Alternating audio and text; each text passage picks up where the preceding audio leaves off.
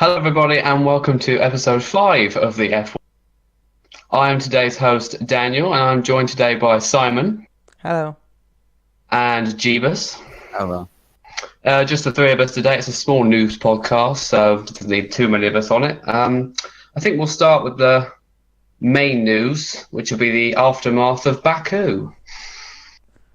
Yeah, the spectacular crash by Red Bull, which did not go down well with any of the team. If you want to hear our thoughts on it, check out the latest video. Cheeky plug. But yeah, I think the main news to come off that is Helmut Marko has said one more collision and there'll be team orders. That'll be weird. I doubt Verstappen will really, follow them. We all want the Singapore 2015. Oh yeah, exactly. Well, basically, it's the same thing happened last year, just with Force India, where Ocon and Perez couldn't keep it out of each other's wheels. Yeah. They had about 3 separate incidents, didn't they? They had Canada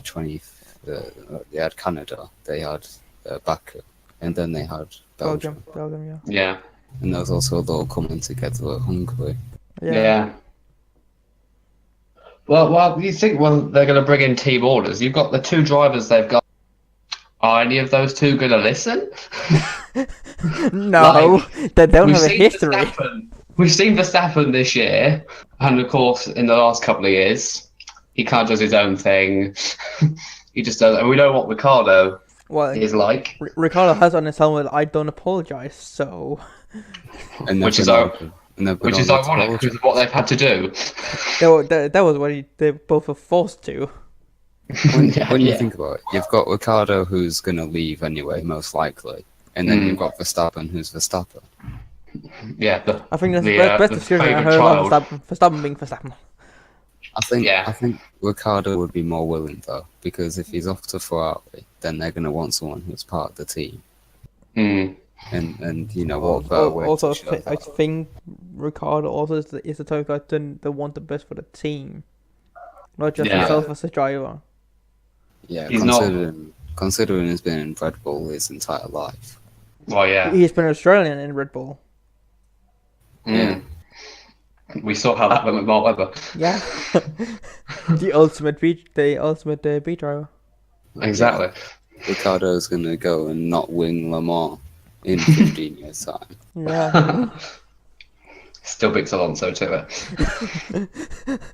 The year's 2030. Alonso is still trying to win Le Mans.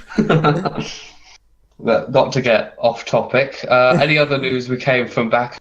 Also about Red Bull had their first talks with Honda. Yeah. Or planning to, I think, before Spain. I'm so shocked. So shocked. It's such a surprise. It's not like Toro Rosso have Honda power or anything. No way. It's not like they then go, wait, if this works for the system. Yeah. Of course, they've seen the Honda engine develop a bit. It doesn't seem as unreliable as it has in the McLaren. That can be doubt if that's McLaren or Honda. That's down to. Well, yeah, we could have that discussion all day. Yeah. We've even seen now McLaren have the worst drag on the grid. Yeah. We have the best chassis. Yeah, no. We have the best chassis. But I think Jeebus has a good point to make about something that came after Baku, and it came from the Magnussen incident and some, let's just say, poor journalism that was around it. Well, if anyone watched the podcast, you would have seen my my rant, if you could call it that, about the incident. And then coming out of Baku, emerged this interview, which some clickbaity news sources decided to say that Magnussen was willing to die in the car, and which basically implies that he's a danger to everyone and that he shouldn't be on the grid. Which is completely wrong, because they linked it to his Gasly incident. The interview was made before Baku, and they completely took his words out of context, just to get a few Then clicks. nitpick it like this quote, this part of the interview, this part of the interview, this part of the interview. Let's put this together and let's try and show off as the most dangerous, like a guy that just wants to kill everybody else. Yeah, I mean the original interview I think was made by someone else, and then It was made by Reuters. yeah, Before and, on the Friday after practice. yeah. I had they released that interview or Yeah, I don't the released interview on Friday. I think Yeah. before just before practice one. Yeah, so then WTF1 and I can't even remember the other source. Was it? Crash.net. Yeah, I mean I'm surprised in that because Luke Smith works for them. And, Yeah, you know, that's like if I think I at least have to feel like you will at least have expected them to at least try and sort this interview and at least Yeah, be 'cause proper about it. I respect Luke Smith as a journalist and as a general guy. Is a good Yeah, bloke. agreed. And you know it's just it's obviously not him who's done this. Well, let's be Well, real. yeah, clearly not. Yeah, no. Because if you look at his Twitter, he like reads into stuff and everything, Yeah. but it's just shoddy journalism. But Yeah. but Yeah, they did it. and people gave a reaction on. Like I saw a few people on Twitter, especially a guy like Chamber who does really good YouTube videos.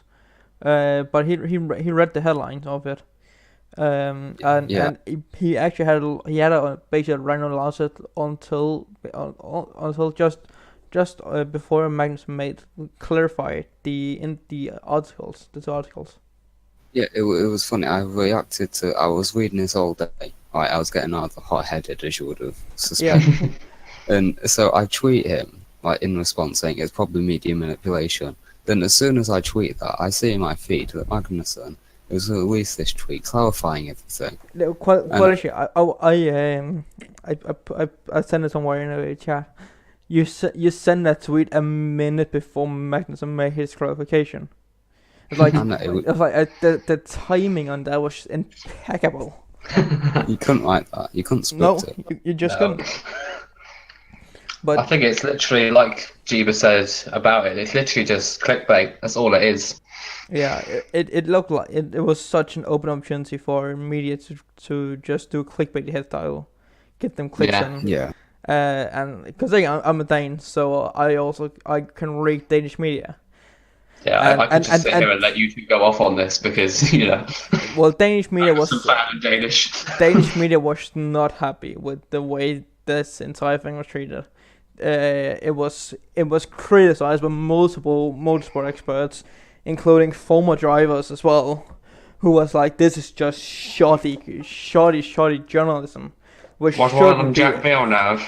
No, actually, no. One of them actually, former racing driver. He commentates Le Mans every single year as well. But Yeah.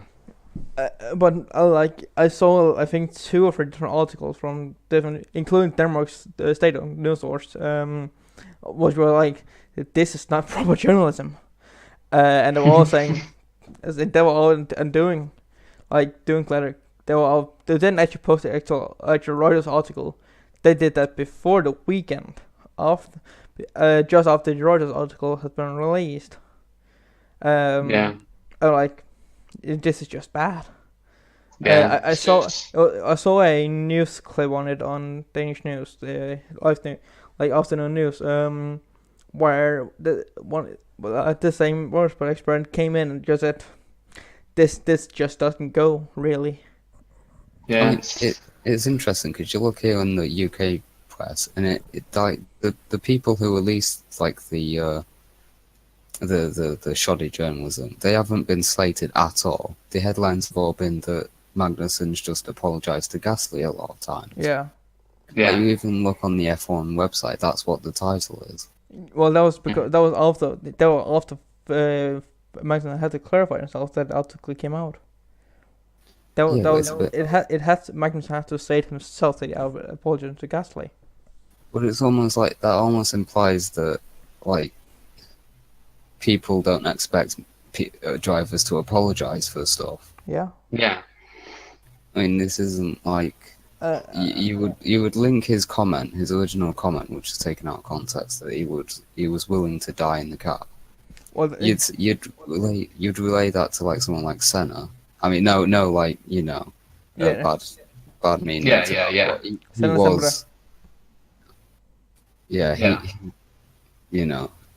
Senna had he that like was, religious link that he accepted when it was time yeah, to go. Yeah, yeah, like look what he did to Prost in '90, I think it was. yeah. Yeah. But not to get too hooked up on this Magnussen stuff, was there any other news that came after Baku? Well, there were two people fired. Two technical directors was fired. First was Tim Goss, who left McLaren, and then we had Jock Sander leaving Sauber shockingly after they got sixth in Baku with Leclerc. Yeah, those were quite interesting. I think especially with the Sander sacking was a bit for shock, at least to me, because you have the most points you've ever had in a long time, many seasons. Then Yeah. just go on fire. Mm. You seem to actually have made progress and getting somewhat consistent points. Ericsson, Was there any reasons put behind both of them leaving? Uh, I guess Tim Goss that can be related to Tim Goss, McLaren's bad start to the season. I could relate to that, but well, also because telling Tim Goss is the man behind the broken promises to shareholders, McLaren shareholders. Because I read into it, McLaren had been out and saying today after they changed to Renault power, that they had the best chassis. They probably had the best chassis in the entire grid. well, I mean, They how many finally got times the have we heard Renault that power. before? Finally got the Renault power, and they're still not as fast as either Red Bull or Renault. Exactly. They're close to Renault, but they're not up beating them. I think this goes back. And that's a broken promise. That means that broken promise of shareholder. That means someone has to get fired. It's just how business works. And Jim Goss he's been with McLaren for 25 years. He was with them for 25 years before his sacking. But he has been head of chassis since I think 15 years now. I mean, even look at like 2013 and 14 when Mercedes were really getting onto the engines. Yeah. Mercedes weren't exactly good, were they? No. I think Mercedes around like 2013 they always had their target. Well, even 2011 they had the most powerful engine, but Yeah. Mercedes, like McLaren back then had the best chassis and aero, and to actually match Ferrari and Red Bull. Yeah. Yeah. And then it just all went away. All just Yeah. disappeared. I was like, after Hamilton, as things started to fall apart, Paris and Button's second season in 13 marked the first season in a long time where McLaren has not scored points. Yeah.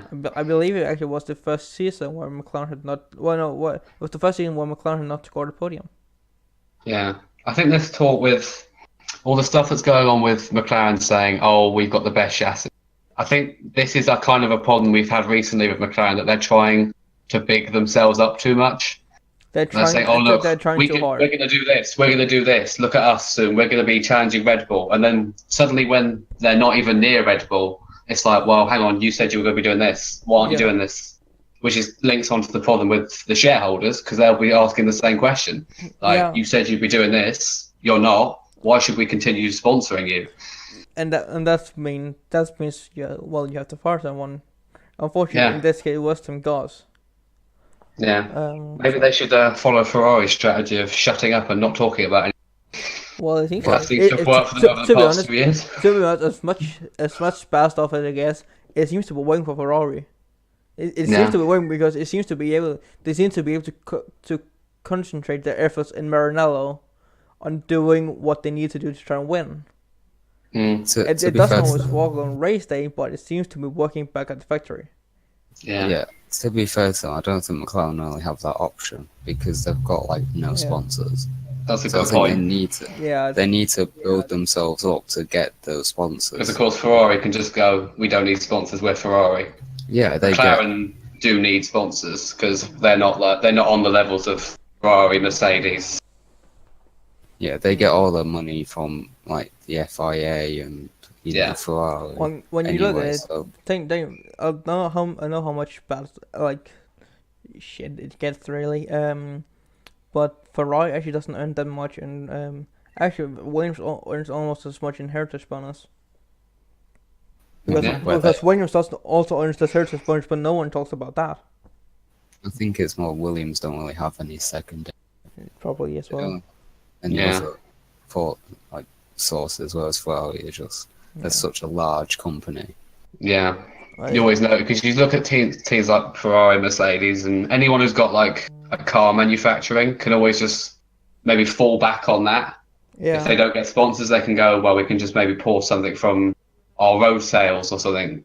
And since Ferrari and Merc are like two of the biggest brands in the world, it's like, well, they're easily done. And a manufacturer's always going to put more into it. Look at Yeah. Renault. Yeah, exactly. Look at Renault. Putting so much more into this. yeah. And yeah, especially with like engine manufacturers. Because I think Mercedes bought some people from some of their like road car divisions to work on the engine. Yeah. They've got like completely different like things. They've got like the race team, and then like completely different to that is the engine department, Yeah, and they like just like start to work together towards like the end of the process. Yeah. yeah. But I think that rounds up all the stuff after Baku. And I think we should move on to our main point, which is the 2019 technical regulation changes. Oh yeah. Some exciting stuff coming out. Yeah.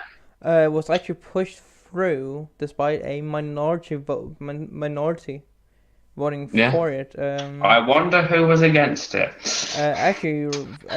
Ferrari was, but Surprise. I think it's easy to say who actually voted for it because I believe that was Mercedes. It I was. think it was Mercedes, Williams, and Force India. I believe who was it? Was it Haas that also voted for it? I think it was only about 3 or 4 That teams. was 4 teams that actually voted for it. Yeah. I believe it may have been Haas, may have read up it was Haas. And maybe McLaren. I don't know. At least I know it was 4 out of 6 teams that actually voted for it. But Yeah. it was pushed through, and Ferrari has not used a veto yet, which I believe they still have. It's funny that they did it on the last possible day that they needed to avoid a unanimous vote. Yeah. Yeah. Typical F1 leaving it to the last minute. Yeah, exactly. But I've just run over simply run through what the technical regulations will be. We'll have a simplified front wing with a larger span and lower outwash potential, which basically means there'll be the front wing will be less affected by dirty air. We'll have simplified front brake duct with no winglets, so you won't see any small winglets on the brake ducts anymore. You can see, like, if you look at the picture in the background, you can see it's what sticks out behind the wheel. Yeah. A wider and deeper rear wing, which should aid overtaking, which of course also the different front wing will also help with as well. That's probably the biggest talking point. We've also got there's weight distribution changes as well. So that also means there's less meaning for drivers to be lighter. Well, let's say. I read into how to weight. If we can get into that at some point. Yeah, and I think the other one, there's 2 others of Barnet gloves for medical information, and a 5% more fuel limit for the cars. Actually, 5 litre. Oh, 5 litre, yeah. So, what do we think about those regulations then? Well, at least the similar front wing will should at least gives a bit more of a early 2000s look of the front wings, because they're not allowed to have these vertical winglets on it anymore, which goes like over the front wing. Which is what gives that simple look to the front wing, kind of similar look. It was have these many smaller planes on it up, but they don't have these winglets which will cause bad vortexes, and more to the air, hopefully. Yeah. I think most of the simplified front wing areas and the rear wing is aid overtaking, which has been probably one of the biggest talking points in F1 over the last two Yeah. seasons. Yeah. People complaining that there isn't any overtaking because of this dirty air issue. Yeah. And I believe the deeper and wider rear wing will also have a bigger effect with DRS because the DRS flap will be bigger, so it will reduce even more drag. Yeah, but actually the rear wing will be 2 centimeters higher up than it is this year, apparently. Yeah. So it even will help with the slipstream because you create an even bigger slipstream gap, really. Yeah. What air goes over. Even before we get like F1 2016 style slipstream, it's like we're overtaking people 3 times in a straight. The major concern I have about these regulations is the fact that team will try and exploit the dashboard area and sidepod entrance area so much with this. Yeah. Because it's really That'll where be the area where they'll try and get the most advantage because they can't get that's as much on the front wing. That's why they'll try and get all the downforce and drag reduction put in. So expect to see a lot of crazy side pod designs next season. I think we'll see some really extreme. I hope we see some really extreme dashboard. Yeah. Well, expect teams like Ferrari, Mercedes and Red Bull will probably push the boat out. Yeah. Well, Ferrari has really pushed forward the dashboard area and sidepod area like recently, but these last 2 seasons. Yeah, that seems to be Ferrari's strong point. So, maybe next season we'll be looking at them to be the team to beat. Yeah. Well, the way they're looking at the moment, they're looking good for that. Well, for some reason, Ferrari's looking really good because it seems to only be going forward, and they seem to have a real good morale at Maranello as well to continue this streak of good at least good performances in the races. Yeah. Actual results can be discussed, but general performance they're looking to do really, really well. Yeah. I think the second biggest talking point about these new regulations is the weight distribution changes. So there'll be less onus on the drivers, which will help, I believe, the taller drivers like Hulkenberg, Ericsson. Taller and the heavier drivers, because what it does is instead of it being you have a driver and you have ballast in the car, what you have is you have a driver and a seat, which equals the car is one weight and the driver and the seat is one weight. That's because you also have to put ballast on the seat instead of inside the car. So it kind of it equalizes a lot more because also you can have an 80 kilo driver and a 50 kilo driver who with the seat will weigh the same in the car in the exact same position. Yeah. Which means all of a sudden this advantage of being able to put the ballast where you want as a lighter driver is all of a sudden gone like that. Because you can't also say I want my ballast to be here like more towards the front or more towards the back. Yeah. Depending on what. Which I guess is which is good for next year. We'll have hopefully some more equal racing now. Maybe Hulkenberg can finally get his podium. Maybe.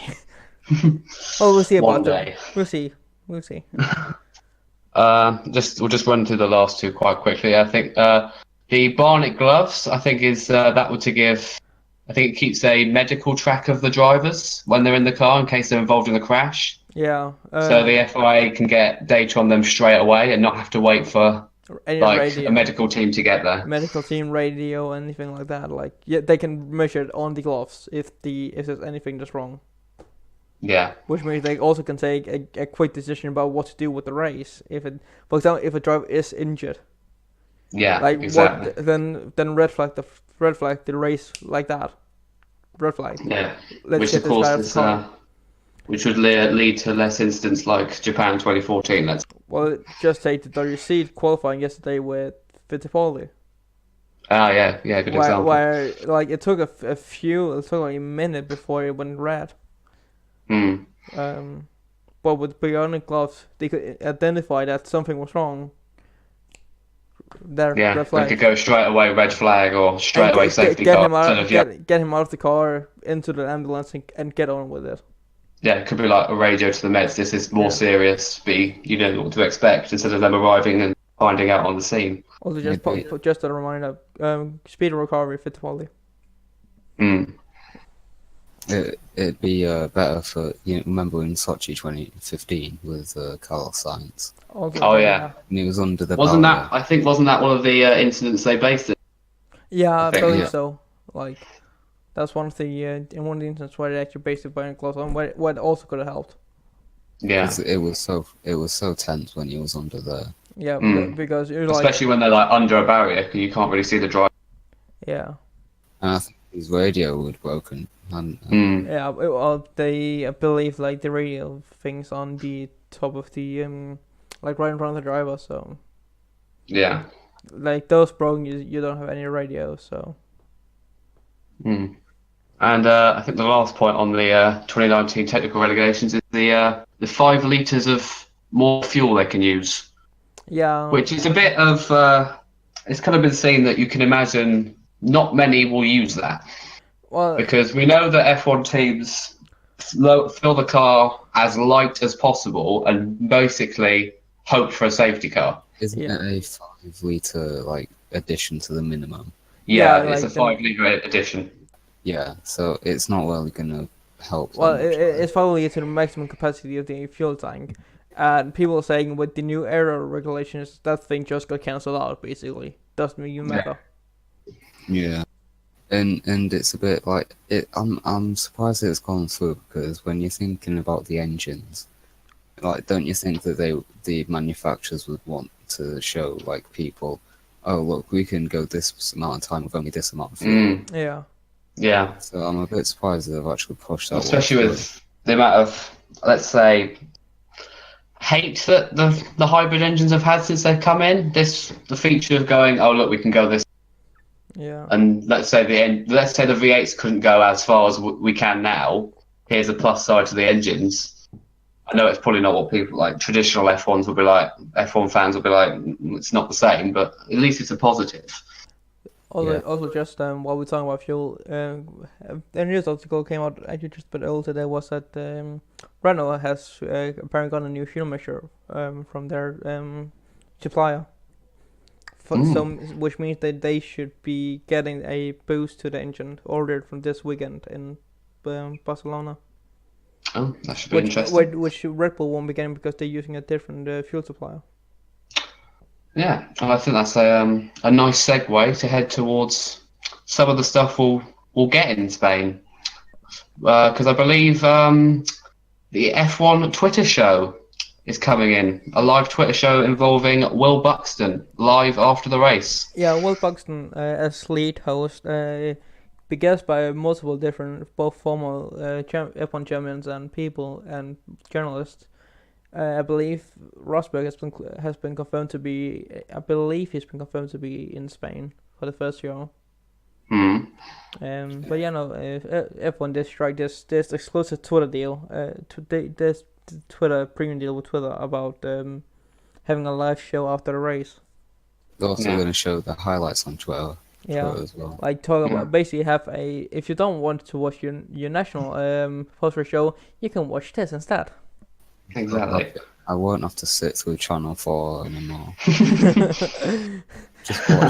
just watch Steve Jones just talk about Hamilton for 9 But to be fair, minutes. who would you have rather say, Steve Jones or Will Buxton? I would say Will Buxton any day. I actually had the pleasure of watching him in the US when he was still working with NBCSN or NBC their sports channel over there. And like I don't really understand why F1 signed a exclusive deal with having him as the lead digital host. Yeah, I think it's sorry, Jeebus.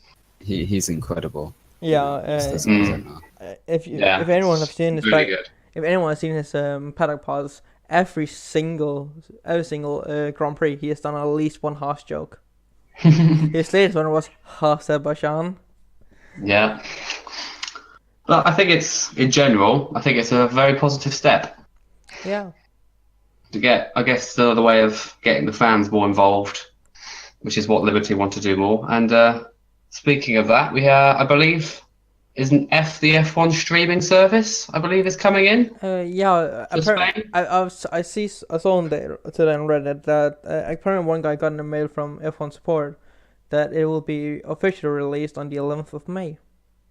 Oh, which will So be the Friday of the Spanish Grand Prix. Yeah. yeah, that's when it should be officially released in the countries where it is scheduled to be released as F1 Pro and F1 Access. Mm.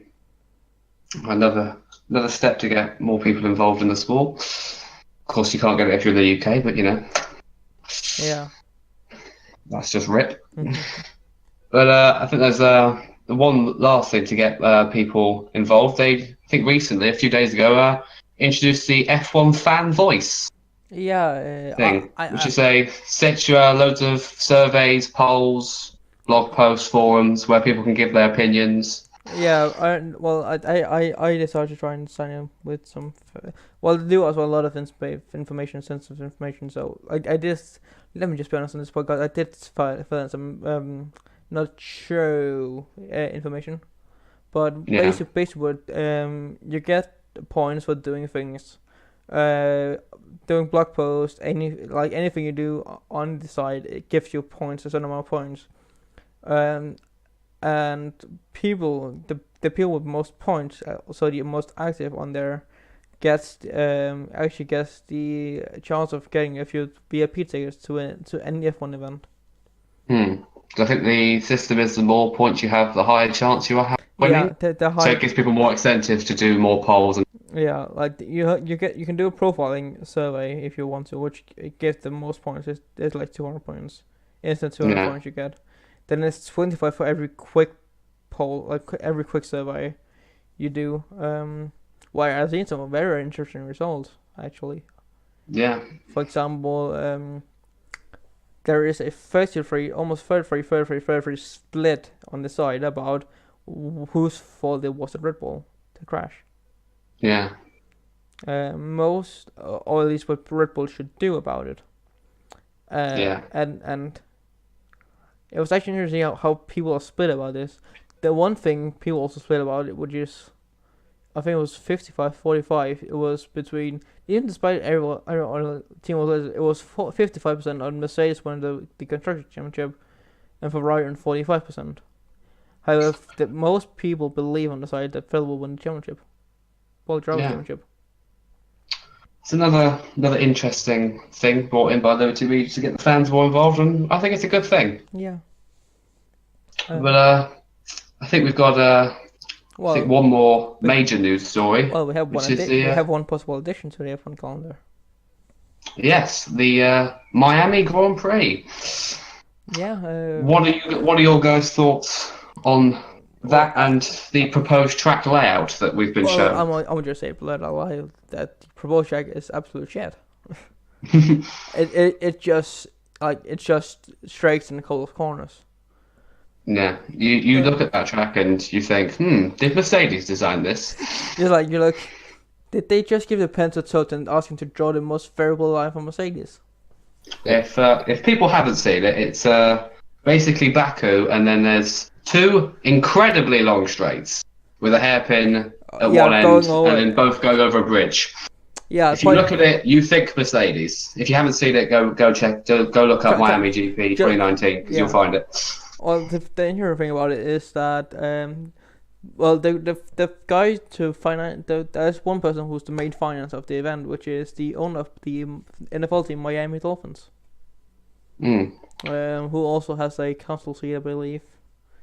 Who's the guy who's supposed to, at least what I'm hearing is the main source. But it's not. But Miami's the first one where we officially seen it. But there are also quite a lot of tracks, other nations such, which are seeing if they could get a F1 race. I know Vietnam has one, Denmark has one as well, which is in the works. Yeah. Sorry, James, you go. Yeah, what I'm intrigued by is that F1 have released this press release about like Miami before the Miami Council has even voted on an initial like agreement to it. Yeah. Considering it's in like the city centre, it's gonna be a pretty like Well, divisive. it's down near the American Airlines arena. Yeah, just Link could use this point that it's in the middle of the city centre. Just to go on the London E-Prix a couple of years ago, I believe, was taken off the calendar for I think this season, Well, this or last season, because of people complaining because of the fact it was in the middle of London. Well, speaking of tracks in the middle of big cities, the proposed Denmark has proposed circuit for F1 racing, and it's basically in the West. It got a few weeks, I think a few months ago now. It got council support in Copenhagen's city hall. Yeah. But basically, what they basically just waiting on F1 really at this point, because they have they have a deadline of August to actually get a Grand Prix in 2020. They have a deadline for August because that's when a offer on grandstands expire at their supplier for it. Yeah, well, I don't expect much to come very soon, judging how it took until the last day to adjust the 2019 regulations. But We probably won't find out very soon anyway. It seems like Liberty are trying to copy Formula E's strategy of bringing the racing to the fans. Yeah. If you look at the Miami track, it does look like a Formula E track. Well, the Copenhagen track is technically is in figure eight in the way it's shaped. It's a very, very small figure eight, but it's a figure eight technically. And that thing is really like the center of Copenhagen. It goes past the Parliament building, Christiansborg. Which says quite a bit. Yeah. I guess this goes on the idea that Liberty wants 25 Grand Prix a year or something. Yeah. Which, I mean, they're going to have to do a lot of changes to power units, I presume, because if people will struggle this year to only 1 3, 25 is going to be a push. Well, there's already people on their complete second engine. Exactly. I don't expect it to be any better by Montreal. Yeah, I think we'll come on to the final thing we're going to discuss on this podcast, which is as we head to Spain, McLaren and their B-Spec car. Yeah. Which I think was announced after China that they were going to do a B-Spec car. I think so, yes. Because apparently the car they have now is not the car they wanted. Well, funny enough, that's kind of funny. Well, I read up. I think it was publicized today, yesterday, what they actually wanted. Well, at least what was new on the car, and it includes bar spot area, which is apparently that's going to redesign the engine cover, and the floor has been changed. They just need to make sure they don't do what Ferrari did and make an illegal floor. I think I heard somewhere. I think it might have been in China or in the build up to Azerbaijan, but apparently like the front end of that McLaren's gonna be it's not gonna be like any other F1 car. They're going with something completely unique, which judging by McLaren's recent history, you can't really see that going anywhere but backfire. Well, exactly. I mean, there's the way they hope it's gonna go, but looking at McLaren over the past couple of seasons, you have to think, is it really? Should you really be taking this big of a risk? It's like, are you sure about this? Is this really what you want to do? But I think the question really about this McLaren spec car is, what do they need from it? Does it need to be winning races, regular podiums, or just higher up in the midfield? I think the target is to just be the fourth best team, so be challenging for podiums. Be challenging for that occasional podium. I find it funny how Force India have only just got the car that they really should have had pre-season testing with, and they get a podium with it. I don't even know. Let's see Spain if that thing actually keeps up, or if Baku just was a fluke.